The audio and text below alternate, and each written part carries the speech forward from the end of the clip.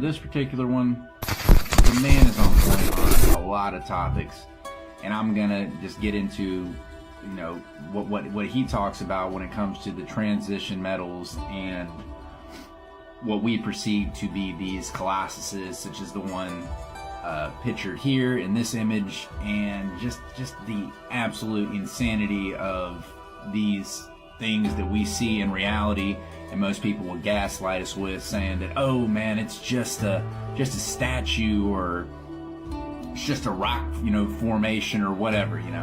It's all the talking points people like to push on the truther community that we like to bring up. So without further ado, let's get into this.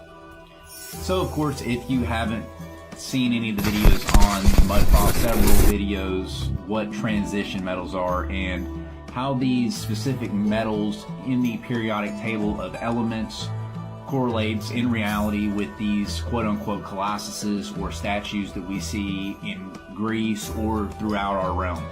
And it's interesting enough to know that these specific metals do change their properties over time, or through the loss of quote-unquote neutrons, protons, being mixed together with electrons once they're broken down into lesser forms. Of course, I'm talking about it in the most basic context for time's sake here, but let's keep on going.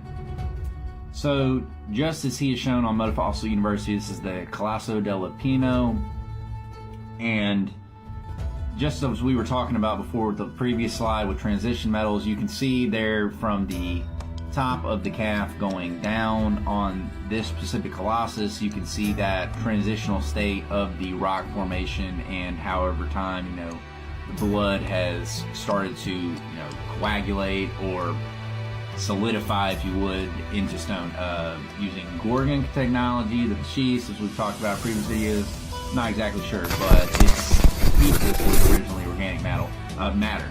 And most individuals, when they would look at this and be like, well, there's a building structure inside of this, so there's no possible way. But I think people are being naive for that. But anyways, here's another one showing the ankle part of a colossus, and you can see the red metals starting to transition down.